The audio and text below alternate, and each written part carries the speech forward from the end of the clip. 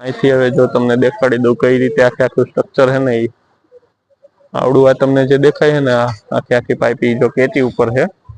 આવી રીતે કેચી મારવાની થાય કેમ કે હે ને નીચે પાયો નથી લેવાનો એ ભાઈને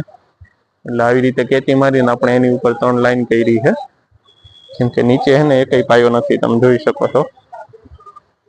અને આ જે પેનલ છે ને એ અત્યારે જો અહીંયા વચ્ચે ચડાવે છે અને આવડી આ જે પેનલ હતી ને આગળ ધક્કો મારી દીધી એટલે અહીંયા પાછી વચ્ચે પેનલ એક ચડી જાય આખી આખી લાઈનમાં એટલે આ રીતે આપણે વાયરિંગ કરવાનું છે અને હું તમને હે ને વાયર દેખાડ દઉં આપણો પોલીકેબ નો વાયર ડીસી નો